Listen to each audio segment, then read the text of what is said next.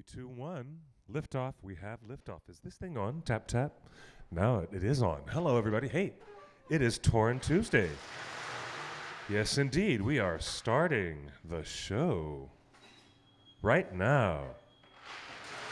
How about that? How you doing, everybody? Welcome to theonering.net. For those fans of The Lord of the Rings, The Hobbit, The Silmarillion, The Baron and Luthien, and the grand stories of the first and second ages of Middle-earth, and Valinor, and Beleriand, all those places that were not even Middle-earth. Because there's a lot of places that were not even Middle-earth at the time. Keep in mind, this is the place to be for J.R.R. Tolkien fans. You're all ringers, and so am I. Allow me to introduce myself. My name is Clifford Broadway.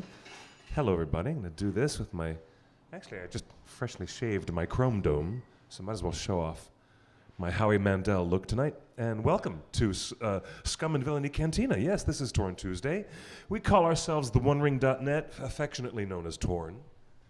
And now, with all that good housekeeping, I have to say thank you to the beautiful, really beautiful staff of Scum and Villainy Cantina, and thank you to JC. Here we are. And aren't we lucky to be here? What a beautiful, beautiful evening it is in Los Angeles, California, coming to you live from the cantina. The camera might be a little bit askew, or maybe it's a tilt.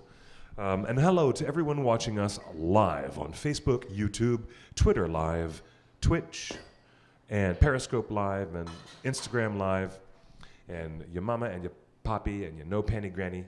We're live, and I can see everyone. There's Deborah, Erwana, Erovandi, hello Sarah, and Rebecca, and Brennan, and hello Andrew, and of course everybody. I know Pete will be there, Ellen will be there, as usual. All kinds of difficult news. Hello, yes, it's nice to see you guys. It is a pleasure to be here. As always, I am your host, Clifford Broadway, soon to be joined in the background, Mr. Justin Sewell. He may or may not join us, and other surprise friends may stop in from time to time. Isn't that right, good sir? Absolutely. Positively, absolutely, positively. Absolutely, positively. Yes. I think that was a throwback to Oliver and Company. For Disney fans, we'll talk all kinds of things about Amazon Studios and their Lord of the Rings / Second Age of Middle-earth series. We'll give you any recent news that comes up. There may even be some surprises. Believe it or not, we specialize in not knowing the surprises. Even the host doesn't know when surprises are in store. But for Ringer fans, you have found a home with us. Welcome back to our community show. Every Tuesday, doing a live stream for you. Of great interest as well this evening, the terrible news about what's happening in New Zealand with really, really awful, all these poor people who have died. Allow me to take a moment to actually read directly from the Washington Post. Headline in World News, no signs of life on New Zealand's White Island following deadly volcanic eruption.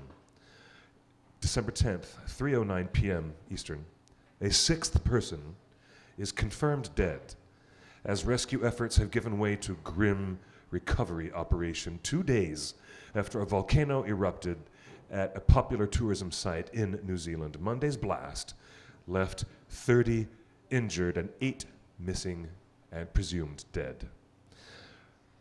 My heart goes out, and it's quite breaking for our friends there at the suburban hospitals in Auckland who are receiving the wounded and receiving the dead, the freshly dead. And it's really a nightmare. But then again, let me continue, please. It says Monday's blast. Burn units at local hospitals have been pushed to capacity, and calls are emerging now to investigate the safety of tourism at New Zealand's most active volcano. New Zealand police confirmed Tuesday that an injured victim taken from White Island, also known by its Maori name as Wakaari, has died at a hospital, bringing the death toll to 6, the Australian reports. Officials warned Tuesday night that positively identifying the deceased could take some time owing to the quote, severe nature of the injuries suffered. It's awful. I read a little bit too far into this grim, very grim news. A commercial helicopter pilot named Mark Law, who had been leading tours to the island for a decade, told The Guardian that he and other pilots rescued 12 victims immediately after the eruption, concerned that no one else would come for them. Law described seeing people, quote, dead, dying, and alive, but in various states of consciousness. Their burns were horrific, he said. A lot of the people could not talk. It was pretty quiet. The only real words were things like help. They were covered in ash and dust. We were picking them up, and skin was coming off in our hands, unquote. It's really bad. It's really bad. The rescuers were having to deal with such a grim situation. So I wanted to start the show, of course, because our hearts are always in New Zealand and always have been all this time. Because we still have friends and loved ones who are down there. And when they had the earthquake at Christchurch, and when they had the shootings at the mosque, you'd find that there was a real outpouring of love and support from the Tolkien community. It seems, although distinctly in scholarship, Tolkien's work is very, very British, very English, very specifically English. It seems, however, through the magic of cinema and through the efforts of so many creative artists who have become very dear to our hearts and how much we appreciate their artwork, we have become very close to the community of people and the artisans and craftspeople who live in New Zealand, who've provided so much for our consciousness, our shared cultural consciousness of Middle-earth. So with every disaster that happens, my heart is always bleeding to, we have to also make aware, Justin, if we can get the number for the International Red Cross or the charities, one of the charities I believe operating in New Zealand as the Red Cross, we should get their number up, should we not? We're going to find that. On the screen, we're going to get the number of the Red Cross down in New Zealand for those people who would like to donate to the rescue efforts via the Red Cross and their charity. Yeah, it's really bad news. I don't know if Justin had put up any of the visuals, but it calls into question. Hi, Scott. Hi, welcome to the show. Hello, Margaret, and hello, John. Hello, welcome to the show, and hello, Ray. Very nice to have everyone here. Yes, it's a really bad bit of news. That's a really, really bad bit of business. But it calls into question now the wisdom of having a tourism site at an active volcano. I mean, let's talk about having these active tour walks over the hot, boiling pools in Yellowstone.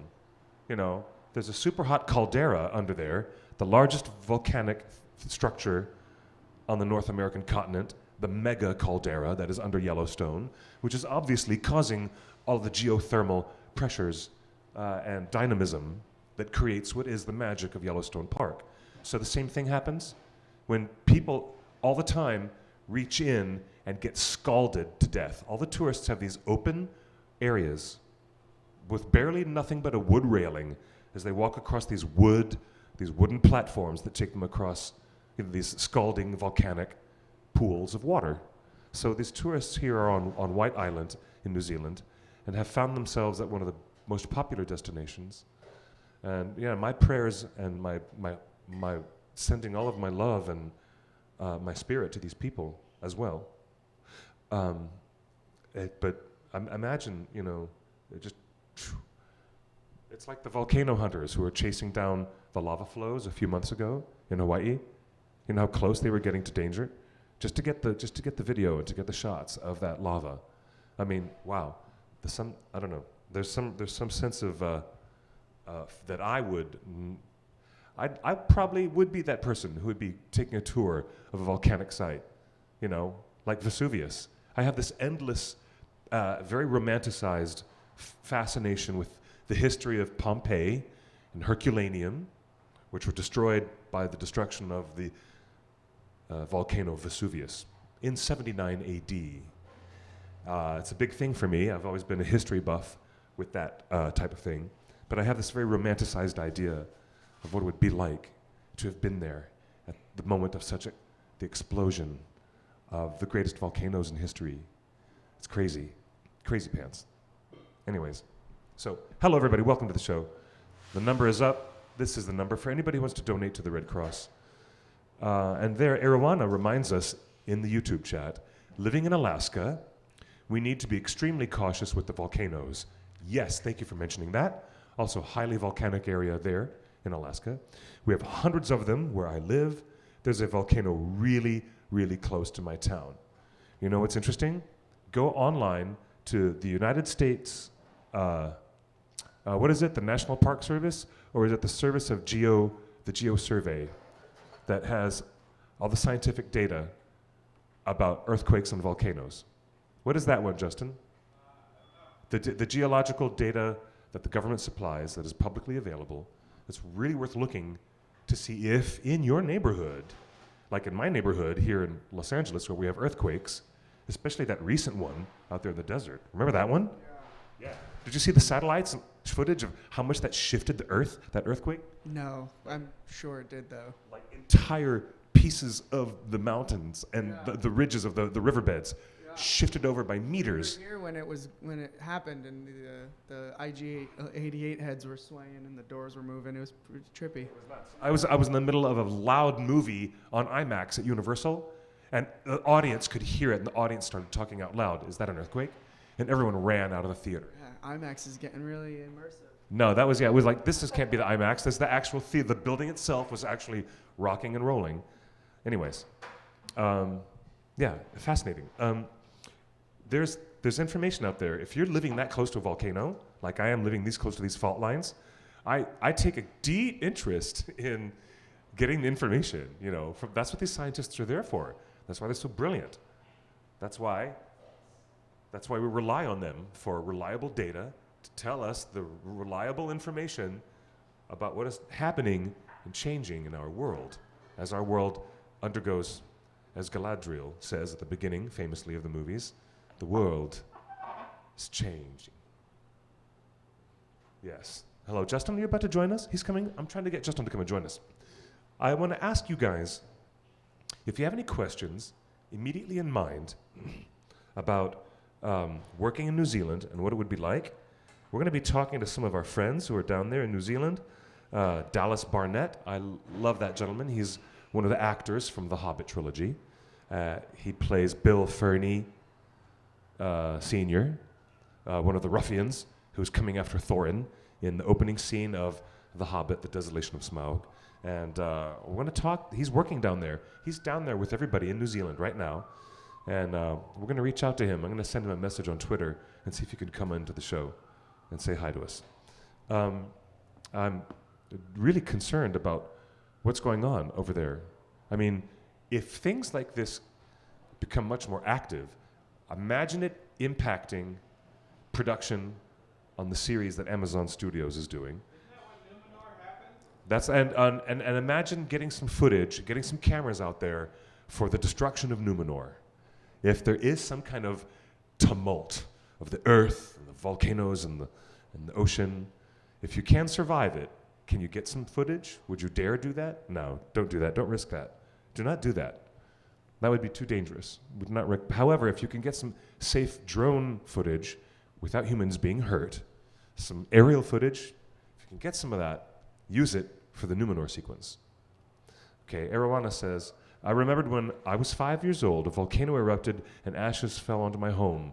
We had to stay inside due to the ash. Yep. And Andrew, of course, is old enough to remember when Mount St. Helens erupted, and later when the volcano erupted in the Philippines. Yes, indeed. Now, you know what? I've never been near a volcano. Never been near one. Maybe that's why I still have this, romanticized idea of them, and why I take such a nerd history buff into the whole history of Pompeii, and also Herculaneum.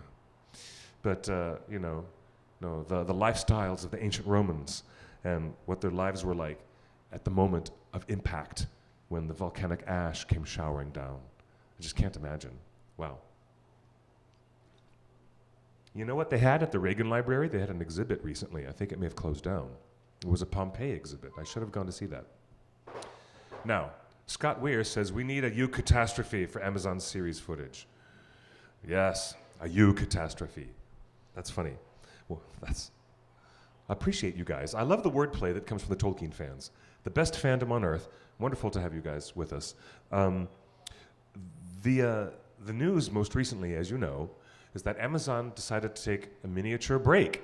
So even while this volcano is erupting, the production team is not there. They're on, leaving their fields fallow for a moment.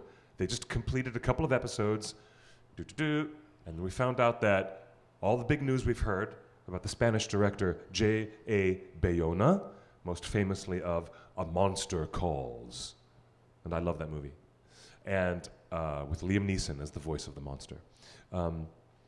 Imagine, and he just flew over there to get there to start doing previs. They're working on pre-production, but they're taking a mini break before they come back and start shooting episodes again. So I don't believe they had any cameras rolling when this volcanic eruption happened. So don't expect any of this stuff. And besides, it's horrible. It's a horrible disaster.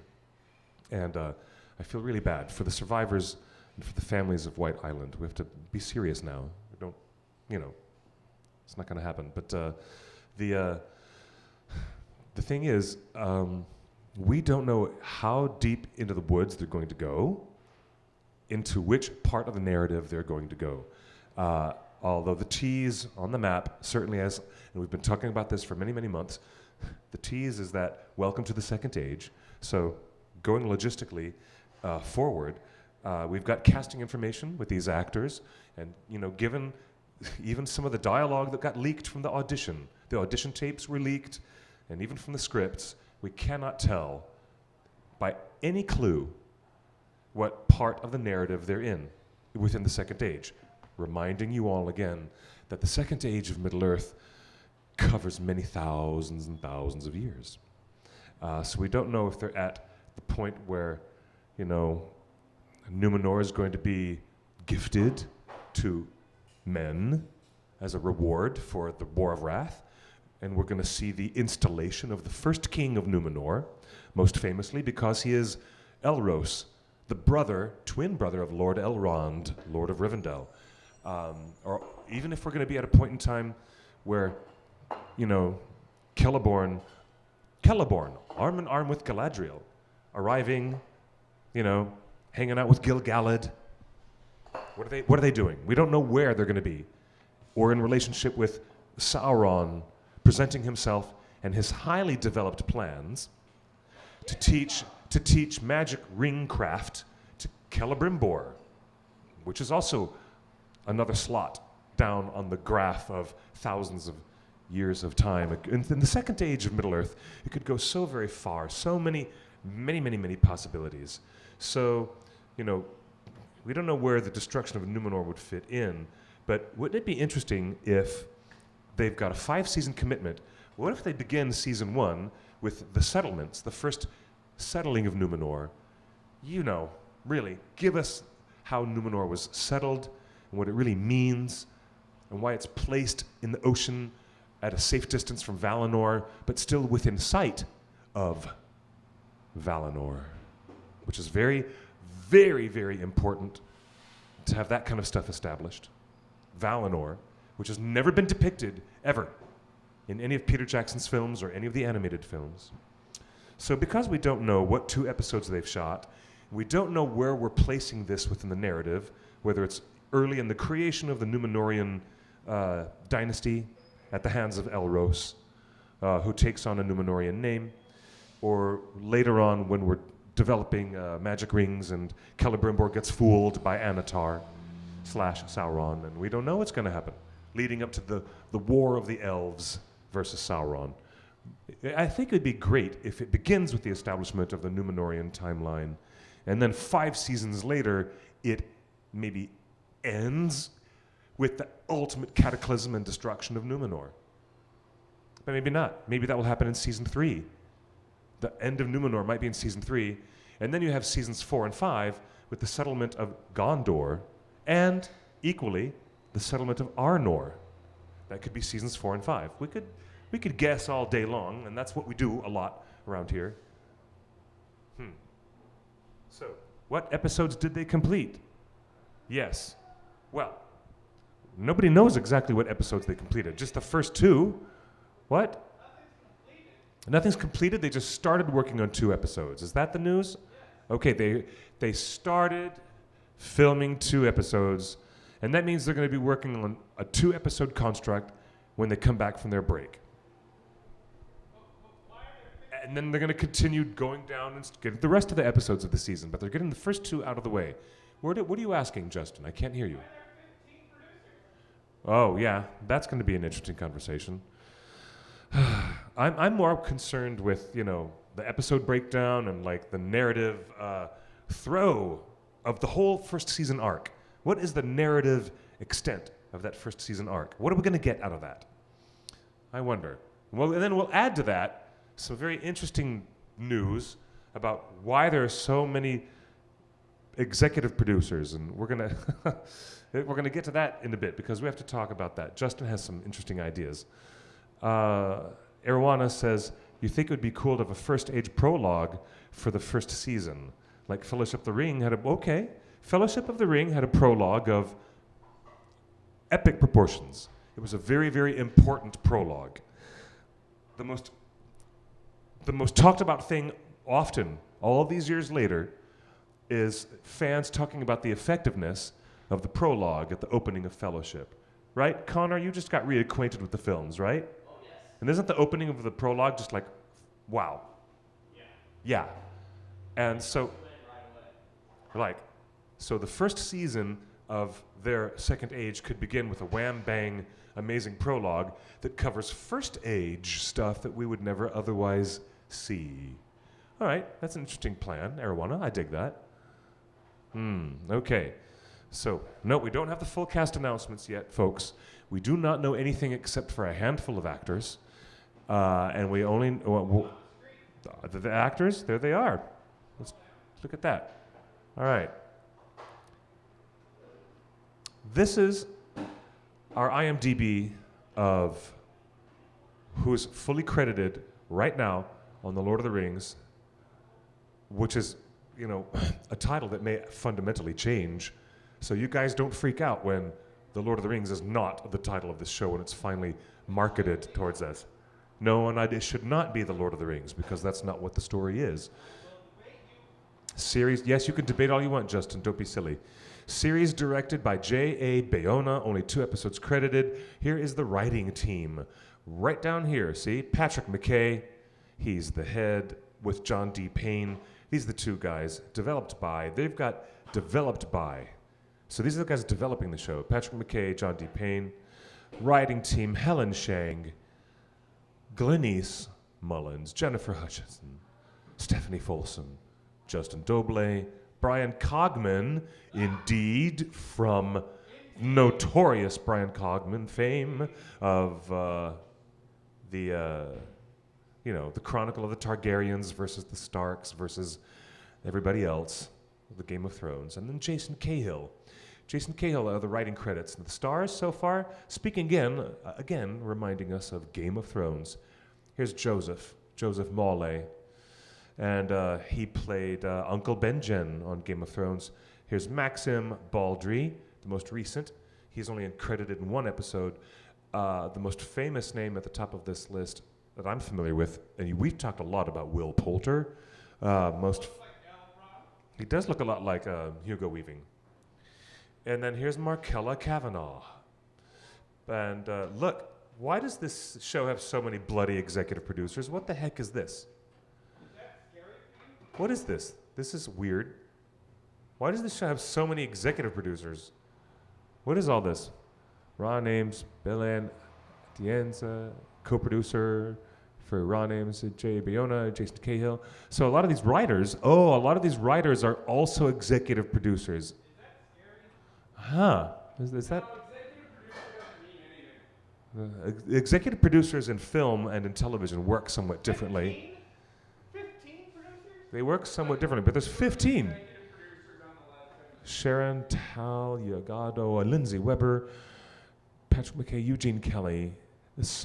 Many of these names are repeats of the actual writing team themselves. So are we looking at this now actively, Justin? No. We're not looking at all these active names. Look at who are all these producers? There's 13, 15. Let's show the folks at home real quick. Hold on. Everybody bear with me for just a moment. They can Google these names. You got to Google these names, people. Look at all these executive producers listed. And the production designed by Rick Heinrichs, who is quite famous. Look at this, Rick Heinrichs. Series production design, getting a lift from him. Most famous for Star Wars, Captain America, the First Avenger, Star Wars, and there he is. That's him. Working in art department production design on this series. And now he's only credited with 2 episodes. Now this is interesting. Why are these people only credited with 2 episodes? Does that mean they're going to get somebody else? Supervising art director, John Dexter? Or does this mean that they only have 2 episodes announced so far, or does it mean that... They're only making 2 episodes right now. According to the Internet Movie Database, if you were to read this, you would think that they were not making any more than just 2 episodes. And Tom Shippey is listed as a Tolkien scholar, but I've been hearing, thank you very much, that Tom Shippey was only brought in to... He's done. He was only working on the map. Why is Tom Shippey credited? He's not working on the series. Tom Shippey only worked on the map. So, let's remind the audience at home that not to believe everything you read on the internet. Once more time, do not believe everything you read on the internet.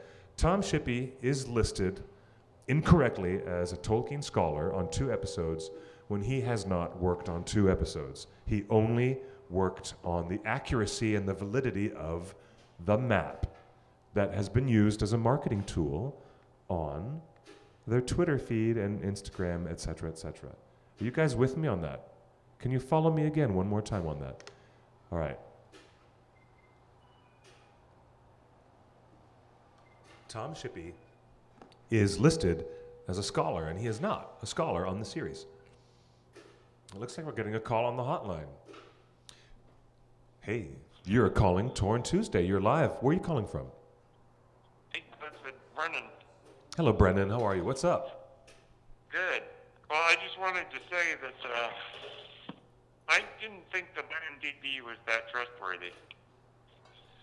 Which one? Say that one more time, brother. IMDb. I didn't think it was all that trustworthy.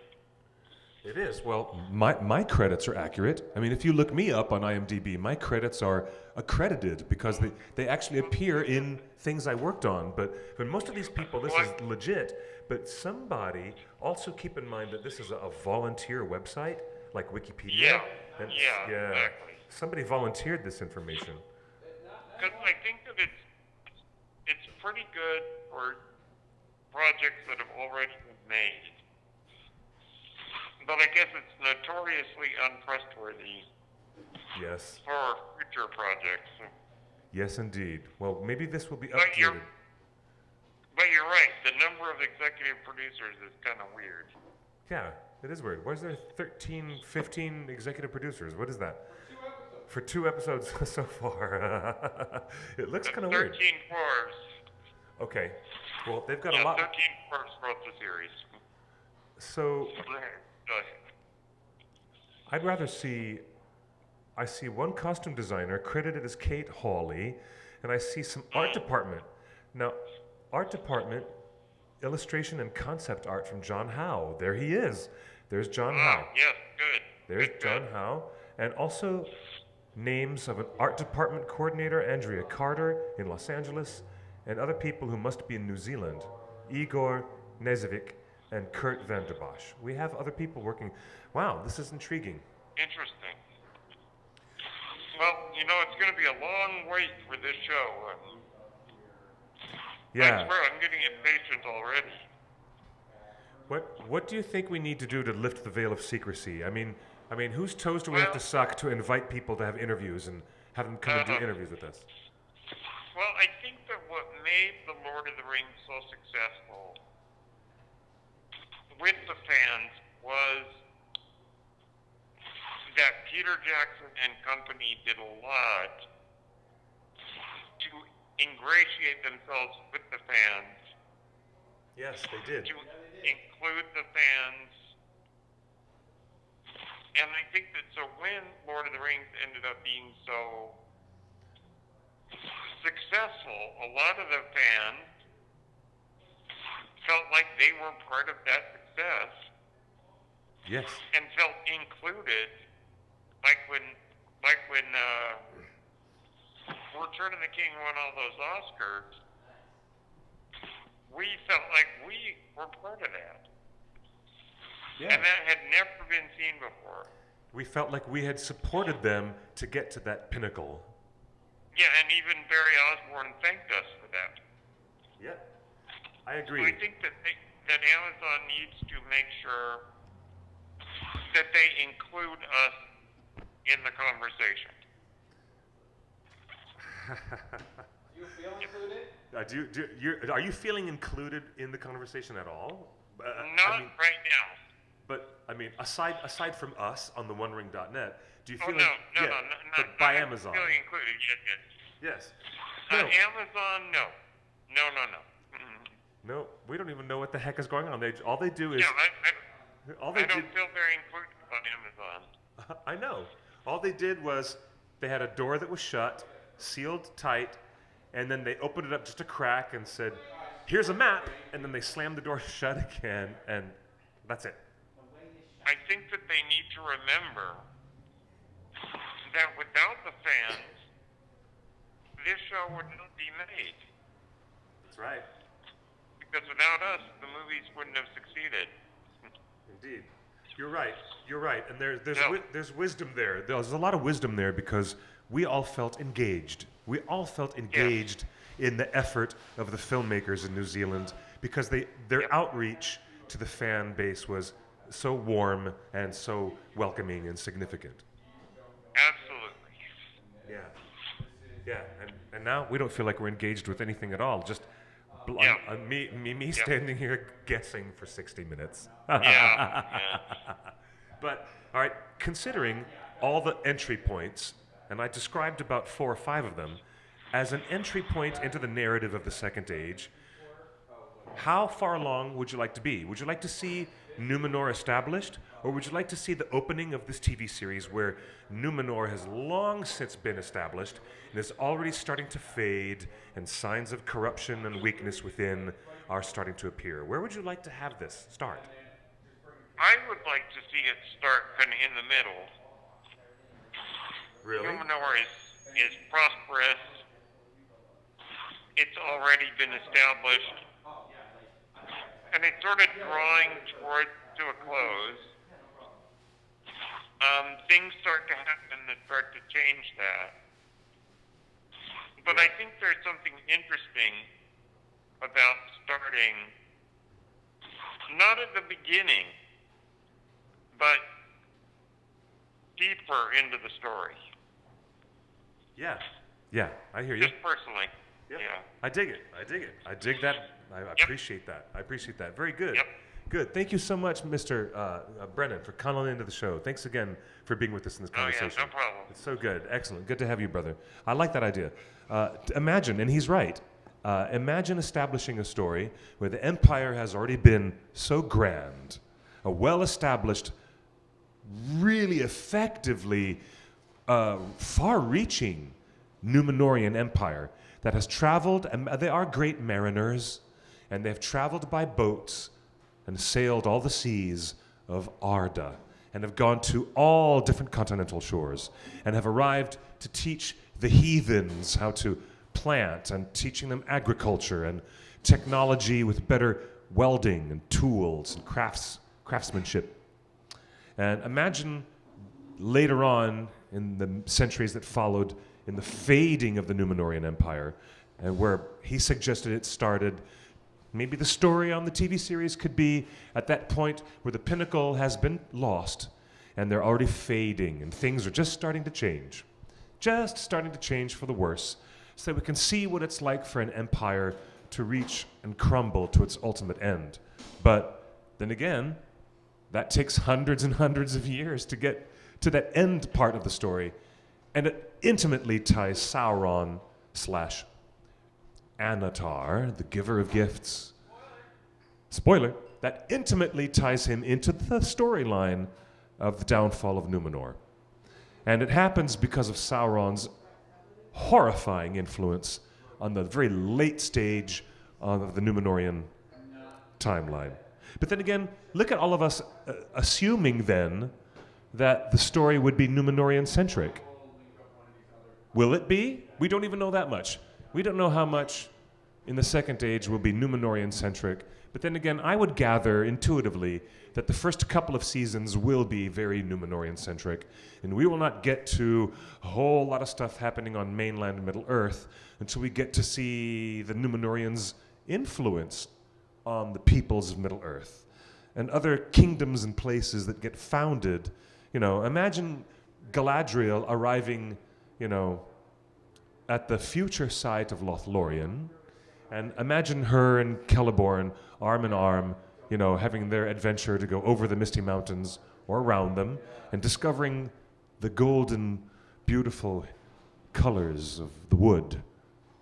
What would be the future site of Caras Galadhon, the heart of elvendom on earth, as it is described by Craig Parker as Haldir. Remember Haldir? Who dies in the Battle of Helm's Deep. Spoiler. Yes. Who knows? We don't know where we're going to be in the timeline, but maybe we'll get to the after effects after the downfall of Numenor late into the 4th and 5th season.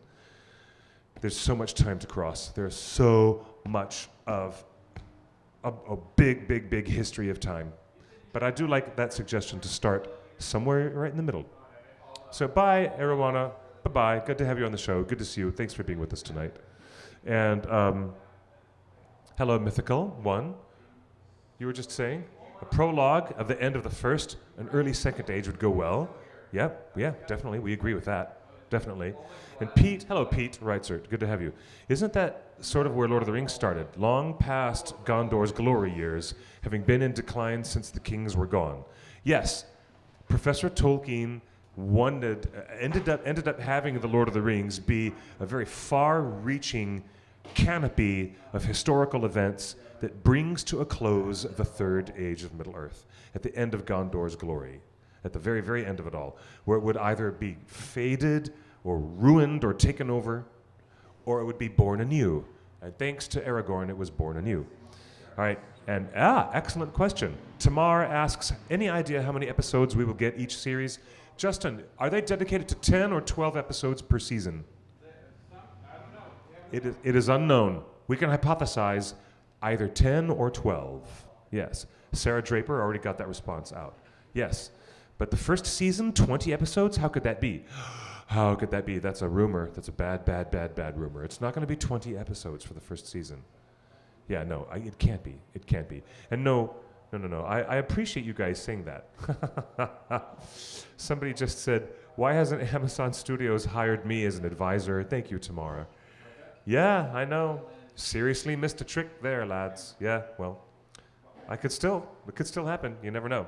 Maybe I could, offer to help in some way. And, what I usually do is work as a liaison between the online community of fans and how we, understand and respond to Arda and all of Tolkien's creations. And then between the creatives and between the fans, it's been my wonderful pleasure to have been a liaison for the fan community for 20 years, including the creation of our feature documentary, Ringer's Lord of the Fans, and 2 books that were published through theonering.net, collecting our scholarship and our ideas and our recipes.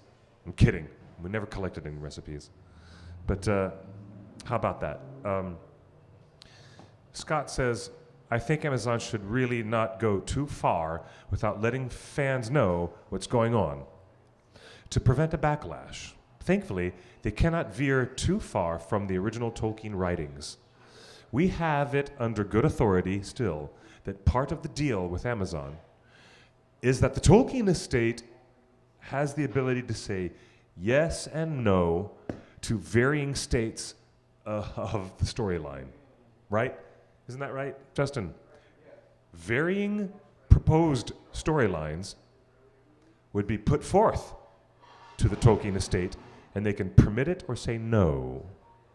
And I really do wonder, I wonder, who, since Christopher Tolkien has retired, I wonder who is holding the reins to that sled. Who is holding the reins to that magic sled? Tolkien's family? Someone in Tolkien's estate is holding, sitting at the helm at the captain's chair, and it's not Christopher Tolkien. I wonder who it is. I do wonder. Andrew says, it really depends. If the focus falls mainly on Sauron, we may spend a lot of time early on with the elves. We might not see much of Numenor until Sauron surrenders himself. Indeed. Andrew, that's entirely possible. The series itself might not be Numenorian-centric, although it has to be at some point. It has to be. Well, Sarah, indeed, has been telling us on Instagram that she's going to be in Los Angeles next Tuesday. So you will be here. That's right. The lovely Sarah will be right here with us. It'll be super fun. Here at Scum and Villainy, Sarah. And if any of you folks are ever in the area of Southern California and you're here in Los Angeles, come and be part of the show. Join us so we can continue to, bust our brains speculating what kind of craziness is happening. And you're going to be here in a great costume. I'm looking forward to your costume work. No, hey, I'm the only one. I'm not going to spoil it. This is going to be really fun. We're going to have a really good time. So it's, yes, it'll be so good to have you here with us and be part of the show, Sarah. It'll be fun. Your last major costume project, so you can focus on your acting career. Very good, Sarah. Now, Scott has suggested that Royd Tolkien. Knock on wood. No, it is not Royd Tolkien. He's great-great-grandson. The people who would be involved might be one of the surviving children, Priscilla. Maybe Priscilla is still involved. She's still here. It might be the grandkids. I'm told conventional wisdom is that it's Simon. Simon Tolkien already has a career as a published author of legal thrillers, John Grisham-style legal thrillers. That's the bailiwick of Simon Tolkien. So I've been hearing, I don't know if it's true or not, don't believe me, but yes. No, I'm not. I cannot admit it. I am not working as a consultant with Amazon. Nope, no conflict of interest there. Everything that I do is non-paid. I'm a volunteer for theonering.net, like all of us are. All of us, the people who write and do the Hall of Poets. We have a great, look at our Hall of Poets there on the main page. Go to theonering.net. And our holiday gift guide that we just put together. Hey, give some love to the holiday gift guide that was put together by Torn staffers. It's really cool, but we're all volunteers. We're all volunteers. So no one's getting paid, and I'm not a double agent. That's not happening. If I were a double agent, can't you imagine that I would have a far more upbeat and positive attitude about the series? Well, I'm very ambivalent. I'm very, very, very, very sitting on the fence about this new series. So we have yet to see, anything that could be, instilling a greater amount of confidence.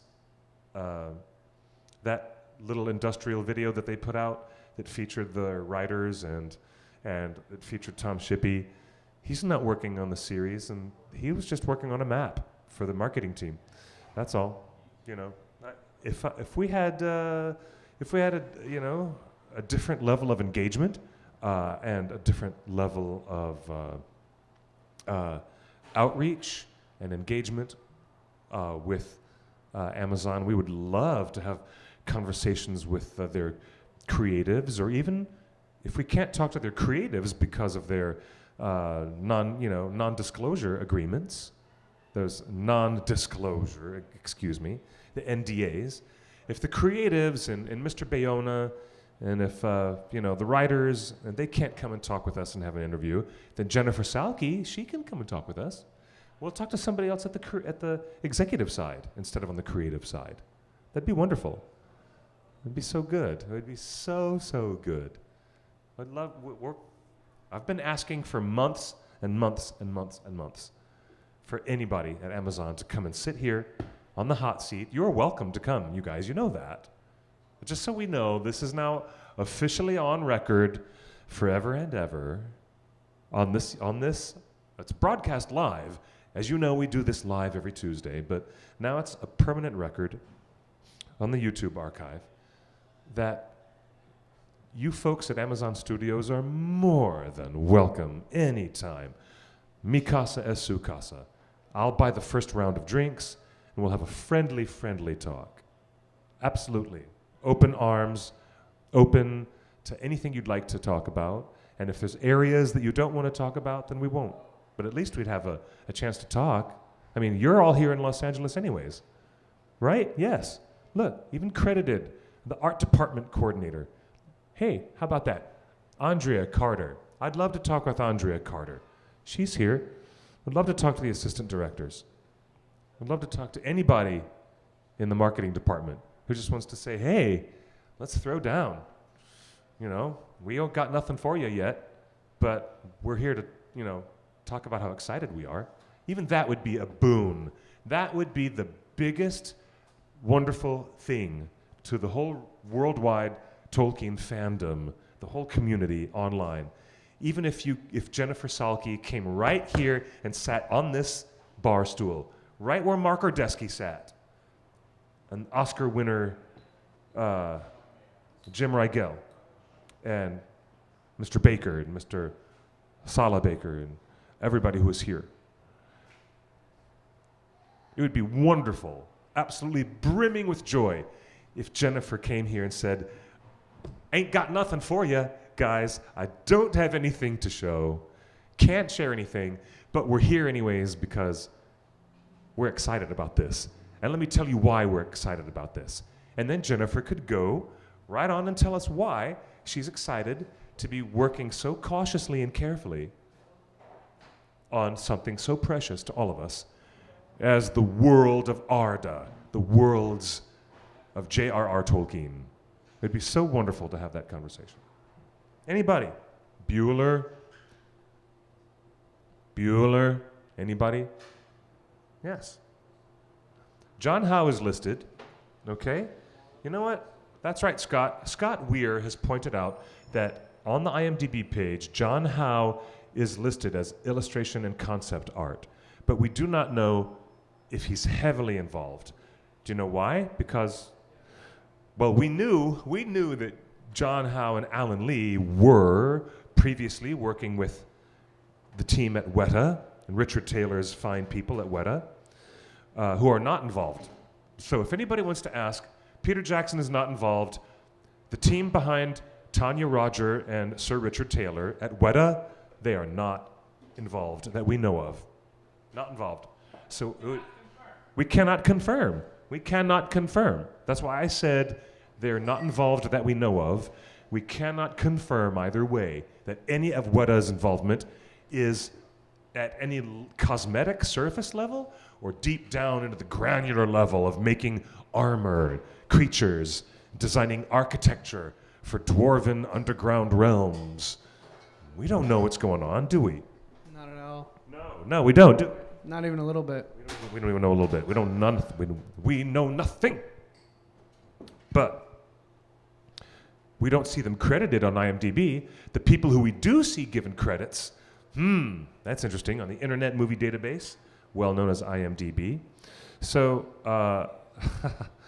anyways, it would be really lovely to have, like I said before, I've made videos, I've posted my videos and my comments, and I've talked live on this live stream.